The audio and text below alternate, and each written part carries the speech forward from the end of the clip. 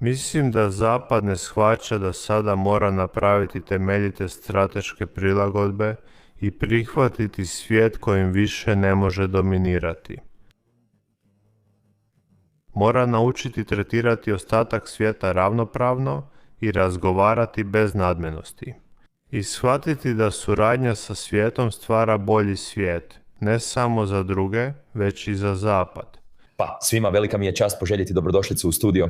Profesor Kishore Mahbubani, ugledni diplomat iz Singapura i bivši predsjednik Vijeća sigurnosti Ujedinjenih naroda. Profesore Mahbubani, dobrodošli natrag, zadovoljstvo mi je. Prošlog tjedna svjedočili smo zanimljivom razvoju događaja u Davosu 2026.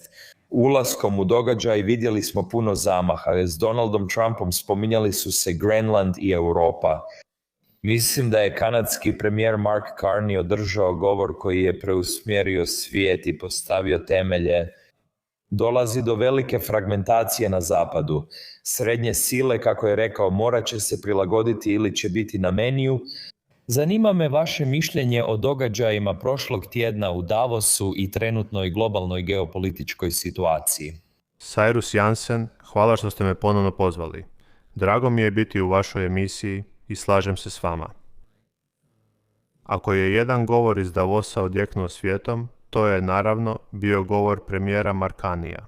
I potpuno je u pravu kada je rekao da je došlo do raskola, jer očito kada je vodeća svjetska trgovačka sila dugo vremena zapravo sada druga trgovačka sila. Sjedinjene Američke Države su povećale carine na više od 100 zemalja, što će izazvati poremećaje. I došlo je do prekida, ali zapravo velika priča 2025. godine je da postoje dvije riječi koje to opisuju. Prva je prekid, a druga otpornost. Izvanredno u 2025. bilo je što se globalni trgovinski sustav trebao urušiti kad su Sjedinjene Američke Države povećale carine na više od 100 zemalja. Sjedinjene Države su i dalje najveća ekonomska sila, pa se globalno gospodarstvo trebalo usporiti. Globalna trgovina je trebala opasti, ali nevjerojatno, globalno gospodarstvo je nastavilo rasti. I jednako važno, globalna trgovina je nastavila rasti. I to je pokazalo da, tih 100 u Ujedinjenim narodima ima 1993 zemlje. Ujedinjeni narodi. Sjedinjene Države su odlučile povećati svoje carine. 192 zemlje odlučile su ne povećavati carine. Ovo je neobično, jer su Sjedinjene Države dosad često vodile globalni poredak. Što god su Sjedinjene Države učinile, ljudi su mislili da je to ispravno i da ih treba slijediti, ali nijedna zemlja ih nije slijedila. Zemlje su ipak odlučile, mi i dalje vjerujemo u slobodnu trgovinu. Počele su potpisivati još više sporazuma o slobodnoj trgovini kako bi nadoknadile gubitak trgovine sa Sjedinjene Američke Države, OM. I, kao što znate, govorite, 27. siječnja.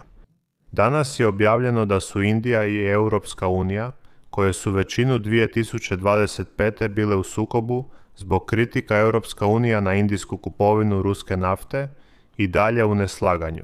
Nisu bili bliski prijatelji, ali danas tvrde da su potpisali najveći trgovinski sporazum, što je nevjerojatno. Jer, Indija nije poznata po tome da je sklona potpisivanju mnogih sporazuma o slobodnoj trgovini. Ona je, na neki način, alergična na sporazume o slobodnoj trgovini. Ali činjenica da je Indija odlučila to učiniti bila je očito reakcija na carine koje su joj bile nametnute. I Indija je rekla, u redu, sada ću povećati svoje mogućnosti. Dakle, zemlje širom svijeta sve povećavaju svoje mogućnosti, odnosno sve povećavaju trgovinsku razmjenu međusobno. I tako, u tom smislu, na neki način, raskol koji je nastao možda će zapravo rezultirati većom otpornošću u svijetu. Sviđa mi se to i želim nadodati na vašu poantu, profesore. Također smo prošli tjedan vidjeli novi trgovinski sporazum između Europske unije i 4 vrlo važne zemlje u Južnoj Americi, uključujući Brazil i Argentinu. Mislim da su to Urugvaj i Paragvaj. Oko 700 milijuna ljudi bilo bi obuhvaćeno tim trgovinskim sporazumom, jednim od najvećih u povijesti. To je trenutačna tema. Mnoge zemlje traže alternative zbog globalne nestabilnosti. Profesore, imam jedno pitanje. Često govoriš o globalnoj većini, odnosno globalnom jugu nasuprot zapadnom svijetu. promatramo Brazil, Russia, Indija, China, South Africa, širenje diplomacije globalnog juga, nove trgovinske sporazume i pad zapada te njegov moral. Misliš li da je zapad sada stvarno izgubljen? Mogu li opet postati lideri ili se svijet promijenio i sad gledamo novo doba? Pa, znaš, upravo sam objavio članak u Fletcher forumu koji izdaje Fletcher škola sveučilišta Tufts u Bostonu. A naslov tog članka je Sva su civilizacije jednake. A razlog zašto sam objavio taj članak je taj što sam želio reći onih 12% svjetske populacije koja živi na zapadu. Molim vas, prestanite biti moralno uzvišeni i tretirajte druge civilizacije kao ravnopravne, bez gledanja s visoka. To doba zapadne dominacije svjetskom poviješću je završilo, zapad više ne može diktirati uvjete ostatku svijeta. Dopustite da iznesem 2 statistike koje to jasno pokazuju. Naravno. Godine 2000. Na početku 21. stoljeća gospodarstvo Europska unija bilo je 8 puta veće od kineskog. Danas su obje ekonomije slične, no do 2050. Europska unija će biti upola manja od Kine. Ali, znate kada europski čelnici, znate poput Van der Leyena i Kaja Kalle govore. Oni još uvijek misle da su 8 puta veći od Kine, ali psihološki bi se trebali pripremati na to da će postati upola manji od Kine. To nas čeka 250. godine. Ako usporedite još 2 zemlje, što se isplati, sjetite se. 1926. godine 100.000 Engleza vladalo je na 300 milijuna Indijaca bez problema. Moj indijski pristup, nevjerojatno, jel? Da, ali opet, još 2000. godine britansko gospodarstvo bilo je 3,5 puta veće od indijskog, ali danas je indijsko gospodarstvo veće. Do 2050. Indija će biti 4 puta veća od Ujedinjenog kraljevstva. Zamislite da je 2000 Ujedinjeno kraljevstvo bilo 3,5 puta veće, a do sredine stoljeća Indija 4 puta veća.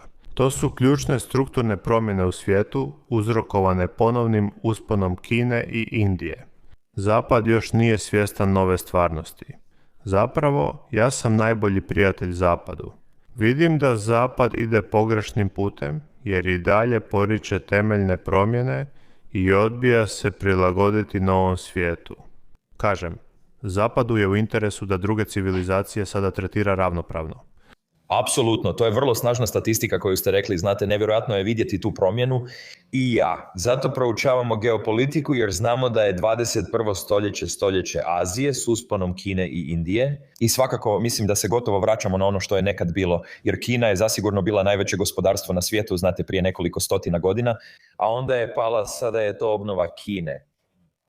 Hajdemo početi govoriti o Kini, a posebno o odnosima između Sjedinjene Američke Države, a i Kine. Želio bih znati koje su, po vašem mišljenju, najveće zablude koje donositelji politika u Washingtonu imaju o Kini. Kako predviđate razvoj rivalstva Sjedinjene Američke Države, a i Kine 2026. U pravu ste za svoje statistike, kao i za Kinu i Indiju. Od prve godine do 1820. kroz 1800 godina 2 najveće svjetske ekonomije bile su Kina i Indija. Do sredine stoljeća vraćamo se na povijesnu normu, što je prirodan razvoj. Ali naravno, sada imamo i treću silu u svijetu, a to su Sjedinjene Države. I svakako Sjedinjene Države. Nikada ne smijemo podcijeniti Sjedinjene Države. Ima snažno gospodarstvo i čak i danas još uvijek ima najveće gospodarstvo na svijetu. Dakle, Sjedinjene Države uvijek treba tretirati s velikim poštovanjem. Ali u isto vrijeme, znate, 2025. godina donijela je mnoga geopolitička iznenađenja. Ali vjerojatno najveće iznenađenje bilo je to što je Kina, a što se tiče Kine, kao što znate, Kina je prošla kroz pakao. Posljednjih 200 godina i pretrpjela je stoljeće poniženja. Od opijumskog rata 1842. do osnutka Narodna Republika Kine 1949. Dakle, nakon 200 godina u suštini maltretiranja i potiskivanja, konačno je 2025. Kina napokon uspjela uzvratiti sili ravnoj sebi, Sjedinjenim Američkim Državama, i reći, ako ti možeš meni nauditi, mogu i ja tebi. Dakle, odluka Kine da prekine opskrbu rijetkim zemljama i magnetima mogla je zaista nanijeti ogromnu štetu američkom gospodarstvu. I zato, iako je godina počela, sjetite se carina u travnju i svibnju, kada su carine na Sjedinjene Američke Države i Kinu porasle na 145%, obje strane su do kraja godine postigle primirje. Kao autor knjige o odnosima Sjedinjene Američke Države, a i Kine, knjiga mi je odmah iza leđa. Kako je Kina pobjedila, to uopće nisam očekivao. Nisam očekivao da će Kina sada biti dovoljno snažna da uzvrati. Dakle, paradoksalno, u vrijeme kada će ostatak svijeta sigurno doživjeti turbulencije, na kinesko-američkoj fronti mogli bismo zapravo imati relativno stabilnu godinu. Predsjednik Donald Trump je iznenađujuće realist. Kad naiđe na zid, ne udara dalje glavom o njega. On zna da Kina sada može odgovoriti. I zato je, kao što je rekao nakon posljednjeg sastanka u Južnoj Koreji, da će posjetiti Kinu u travnju. Je li tako? I tako biste mogli vidjeti određenu stabilnost na relaciji Sjedinjene Američke Države, Kina. Stvarno mi se sviđa taj odgovor jer je to zanimljiva analiza koju smo i mi napravili. Prošle godine kad je započeo carinski rat, sve zemlje su pogođene carinama, a mnoge nisu mogle uzvratiti. Na primjer, moja supruga je iz Kanade. Kanada nema moć protiv Sjedinjene Američke Države, a i ne može uzvratiti dok je Kina ostala čvrsta i odgovorila carinama. Kad su Sjedinjene Američke Države uvele carine, Kina je uzvratila istom mjerom. Kina je na 150 odgovorila sa 150, a situacija se zaoštrila, pa je Trump morao povući potez unatrag jer Sjedinjene Američke Države i Kina, oni prirodno moraju surađivati. Dakle, to je stvarno važna poruka koju ste rekli, a to je da je Trump realist. On je shvatio da, hej, Kina zaista ima neke adute, oni imaju puno utjecaja na nas. I znate, bilo je sjajno to vidjeti. Da bude jasno, Kina nije odgovorila samo carinama. Kao što sam spomenuo, zapravo su prestali podizati iznad 100% jer su rekli iskreno, iznad 100% više nije važno, to je točno. Trgovina je jednostavno stala. Dakle, nisu pokušali dosegnuti 145, ali su reagirali. Kao što znate, smanjili su isporuke rijetkih zemalja i magneta i to je stvarno boljelo. Da, to je bilo jako veliko, profesore. Razgovarat ću o Sjedinjenim Državama i njihovoj vanjskoj politici, jer se prošle godine dogodilo nešto zanimljivo. Sjedinjene Države objavile su novu strategiju nacionalne sigurnosti, u kojoj je navedeno da će se povući iz Azije, a sada Rusiju i Kinu više ne smatra primarnom prijetnjom. Vidimo da se Sjedinjene Države sada više usmjeravaju na svoju sferu utjecaja i vjerojatno će imati veću moć na zapadnoj hemisferi. Vidjeli smo kako su Sjedinjene Američke Države krenule protiv Madura i Venezuele. Vidjeli smo Donalda Trumpa kako prijeti Kolumbiji, Kubi, Meksiku i aneksijom Grenlanda. Iako se čini da je sada postignut dogovor s Danskom koji zadovoljava predsjednika, vidite li svijet kako se dijeli na različite sfere utjecaja? Na primjer, Kina će imati sferu Azije. Sjedinjene Američke Države će ostati na svom kontinentu. Mislite li da će svijet postati još fragmentiran? Svijet sfera utjecaja podsjeća na 19. stoljeće, ali ne vjerujem da se to može ponoviti u 21. stoljeću. Jer zemlje općenito imaju puno više samostalnosti, a zemlje u svijetu ne žele biti zarobljene u sferama utjecaja. Dakle, na primjer, uzmimo Južnu Ameriku, gdje postoji pokušaj oživljavanja Monroeove doktrine. Svakako, Sjedinjene Države će ostati vojno najjača sila u Južnoj Americi. Nema sumnje, ali svaka zemlja u Južnoj Americi, uključujući i dobrog prijatelja Sjedinjenih Država. Argentina danas više trguje s Kinom nego sa Sjedinjene Američke Države. Ne možete očekivati da zemlje žrtvuju prihode i dobrobit zbog sfere utjecaja. I slično, ako pogledate južno od Kine, u jugoistočnoj Aziji gdje ja živim, zemlje Udruga naroda jugoistočne Azije, a su sigurno značajno povećale svoju trgovinu s Kinom. To je činjenica. Prošle godine trgovina između Kine i Udruga naroda jugoistočne Azije, a premašila je $1 bilijun, što je vjerojatno najveći trgovinski odnos na svijetu. Bilijun. Ali istovremeno, jugoistočna Azija ima daleko više američkih ulaganja nego kineskih ulaganja. Sjedinjene Države uložile su više u 11 udruga naroda jugoistočne Azije zemalja nego u Kinu, Japan, Južnu Koreju i Indiju zajedno. Sjedinjene države i dalje imaju snažan ekonomski i politički utjecaj u jugoistočnoj Aziji. Dakle, baš kao što Južna Amerika neće lako postati sfera utjecaja Sjedinjenih Američkih Država, ne vidim ni da će jugoistočna Azija postati sfera utjecaja Kine. Zemlje će uvijek nastojati zadržati sve opcije otvorene i to će ostati tako. Želim naglasiti riječ koju mnogi na zapadu čini se ne razumiju. Svijet sutrašnjice je vrlo složen. Mnogo više aktera u svijetu i globalnom jugu, koji usput čine 88% svjetske populacije, neće se rado priključiti ni jednoj sferi utjecaja. Žele imati otvorene mogućnosti i biti prijatelji sa svima. Mislim da je to dobra politika jer živimo u ovoj globalnoj ekonomiji. Mislim da je dobro da sve zemlje posluju međusobno. Na primjer, uvijek kažem, znate, mi bismo htjeli poslovati s Kinom i Sjedinjenim Državama. Oni su dvije najveće ekonomije na svijetu, zar ne? Ako ste manja nacija, jedna od tih srednjih sila. Kao što je rekao kanadski premijer, vaša opcija uvijek je najbolja. Radite zajedno i pronađite način za suradnju. Profesore, govorimo o Kini. Velika vijest je da je prošle godine trgovinski suficit bio preko $1 bilijun, mislim 1,2 bilijuna. Je li to problem za Kinu, mislite li tako? Želim čuti vaša očekivanja za kinesko gospodarstvo do 2026. Što konkretno mislite o Kini? Pa, priča o kineskom gospodarstvu je pomiješana. Svakako, kinesko gospodarstvo raste unutar zemlje, ali ne raste jako brzo. Znate, potrošačko povjerenje je nisko. Balon na tržištu nekretnina još nije riješen. Dakle, na domaćem planu gospodarstvo se značajno usporilo. Na vanjskom planu kinesko gospodarstvo postalo je konkurentnije, što je dovelo do rekordnog trgovinskog suficita od preko $1 bilijun. Ali mislim da su kineski čelnici dovoljno sofisticirani da to shvate. Ako Kina samo nastavi puno izvoziti bez puno uvoza, to će izazvati političku reakciju protiv Kine. Tako je, zemlje će reći, oprostite, i ja moram zaštititi svoja radna mjesta. Dakle, stoga je u nacionalnom interesu Kine da pokuša zapravo uvoziti više robe iz ostatka svijeta. Moram biti pošten, poduzeli su konkretne korake. Dakle, u vrijeme kada su Sjedinjene Države ukinule sve carinske povlastice afričkim zemljama, Kina je svim afričkim zemljama dala nulte carine, kao i zemljama u najmanje razvijenim državama nulte carine. Bio sam u Šangaju prije 2 mjeseca i to sam otkrio.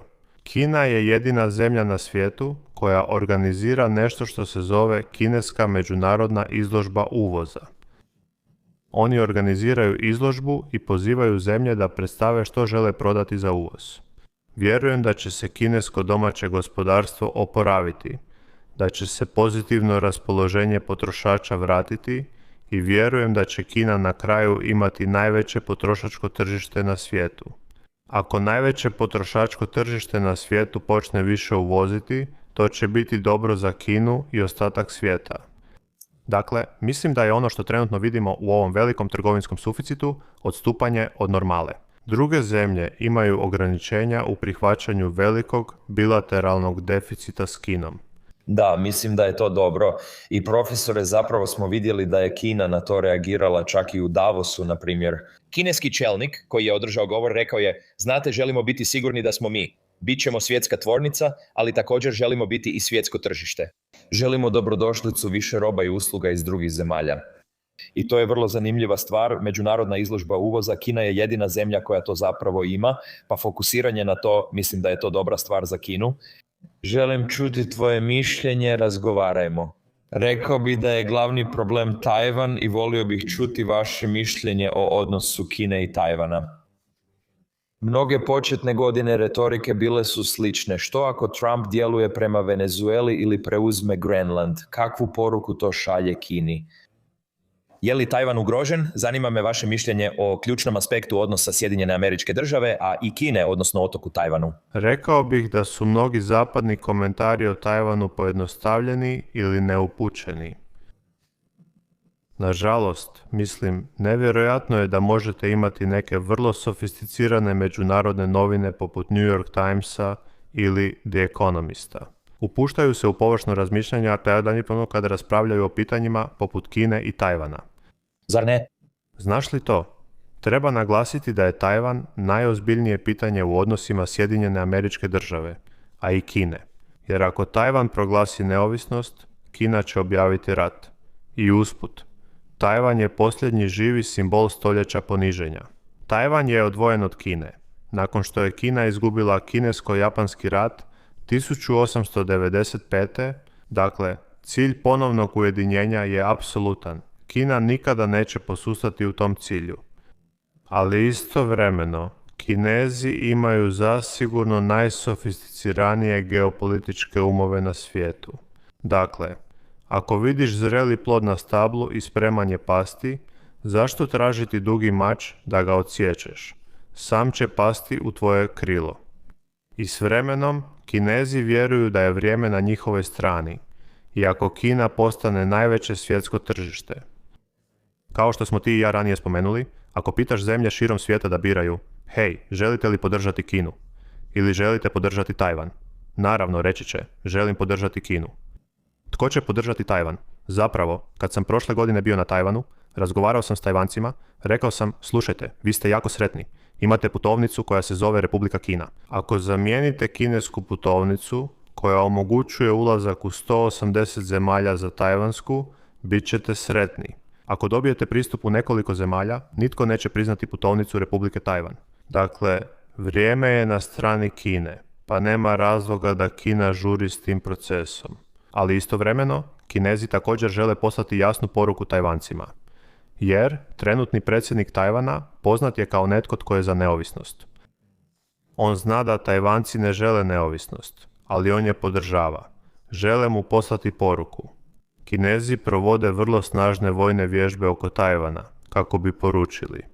Nemojte ni pomišljati na to, a na neki način te masivne kineske vojne vježbe zapravo su vrlo korisne. Podsjetnik svima, Tajvancima i Amerikancima, jer neki Amerikanci pokušavaju promovirati neovisnost Tajvana iza kulisa. Moraju dobro razmisliti je li to u njihovom interesu. I dalje vjerujem da rata oko Tajvana neće biti. Vrlo dobro, vrlo dobro. U potpunosti se slažem s tom procjenom, to je fantastično, profesore. Želim promijeniti kontinent, želim se vratiti u Europu. Želim govoriti o sukobu Rusije i Ukrajine te ulozi Europske unije. Rat traje godinama, odvija se u ciklusima, ponekad je Zelenski u Bijeloj kući, a naslovi su o Ukrajini. Početkom 2026. pojavile su se brojne geopolitičke priče Venezuela, Grenland, Davos i Kina. Ali želio bih se vratiti na jedno od najvažnijih geopolitičkih pitanja trenutno, kako vidite nastavak i tijek rata između Rusije i Ukrajine? Vidite li kraj tome 2026. Što mislite dok se Europa još bori s Rusijom? Pa mislim da su svi iznenađeni koliko se rat u Ukrajini odužio. I ovdje treba, znate, odati priznanje gdje je to zasluženo. Jasno je da mnogi hrabri Ukrajinci vode tešku borbu protiv Rusa unatoč velikim izgledima. Znam da ljudi u Kijevu sada trpe hladnoću i pokazuju odlučnost. Ali znate, u geopolitici vam ne treba samo hrabrost, već i mudrost. I nažalost, Ukrajince su njihovi europski susjedi potaknuli da uđu u nepotrebno nadmetanje s Rusijom. Jer, znate kada? Europljani su 2008. pristali staviti rečenicu u NATO priopćenje, u kojoj stoji da Ukrajina i Gruzija mogu postati članice NATO-a. Prešli su granicu, zar ne? I, paradoksalno, on je bio bivši direktor CIA-a, kada je bio veleposlanik u Moskvi, rekao je da je Ukrajina središte svih crvenih linija. Dakle, sva upozorenja su bila tu. Glupo je što su Europljani pristali na širenje NATO-a. I mogu vam reći, znam da su Europljani prestravljeni mogućnošću da predsjednik Trump postigne dogovor s predsjednikom Putinom. I zato su to pokušavali spriječiti cijelo vrijeme, a to opet pokazuje nedostatak mudrosti. Kad je predsjednik Trump odlučio sastati se s predsjednikom Putinom na Aljasci 2025. Europljani su taj susret trebali pozdraviti, a ne pokušati ga blokirati. I da su bili geopolitički sofisticirani, svi bi trebali sjesti u avion i reći: predsjedniče Putin, i mi dolazimo razgovarati s vama, zar ne? Na kraju, Europljani moraju prihvatiti da će živjeti s Rusijom ne samo sljedećih 100, već i 1000 godina. Ideja da se Rusija može poniziti i natjerati da prihvati uvjete protiv svojih interesa jednostavno nije moguća. I na ovaj ili onaj način mora postojati kompromis oko Ukrajine. Imao sam članak objavljen u časopisu Foreign Policy početkom 2025. pod nazivom Europa. Vrijeme je da razmislimo o nezamislivom. To je bio jedan od 10 najčitanijih članaka u Foreign Policy-u 2025. gdje sam tvrdio da Europa mora razmišljati o nezamislivom. Iskreno, treba početi razgovarati s Rusijom, jer od početka rata nije bilo razgovora. Sviđaju mi se vaše riječi, profesore, o mudrosti. Trebamo mudrost u geopolitici i razumijevanje situacije. Slažem se, crvene zastavice su bile stalno prisutne i to mi se sviđa. Vaša izjava da su europski čelnici trebali biti na sastanku Putina i Trumpa na Aljasci je točna, trebali su biti prisutni. Dogovor se mora postići kroz diplomaciju i pregovore. Nadamo se tome 2026. godine. Imam i zanimljivo pitanje za vas. Ako biste privatno savjetovali zapadne čelnike, koji veliki globalni šok mislite da oni podcjenjuju ili potpuno ignoriraju u sljedećem desetljeću? Pa, mislim da je najosnovnija promjena koju zapadni čelnici moraju napraviti ta, da ostatak svijeta tretiraju s većim poštovanjem. Zapadna civilizacija je očito nadmašila sve druge civilizacije u svijetu u posljednjih 200 godina, ali to je bila odstupanje od pravila. Vraćamo se u normalno stanje s mnogim uspješnim civilizacijama. I sigurno će do sredine stoljeća moć i utjecaj Zapada biti mnogo manji nego što je danas. Ti trendovi su nezaustavljivi. U redu, već sam vam dao statistiku. Dakle, bilo bi mudrije da Zapad ostatak svijeta tretira s većim poštovanjem i pokušati stvoriti partnerstva, nova partnerstva temeljena na jednakosti, a ne na dominaciji jednog nad drugim. I mislim da ovo pruža priliku posebno Europi. Usput, drago mi je što je Europa potpisala sporazum s Indijom i mislim da je to važan iskorak. Jer Europska unija, na kraju krajeva, vjeruje u multilateralizam, zar ne?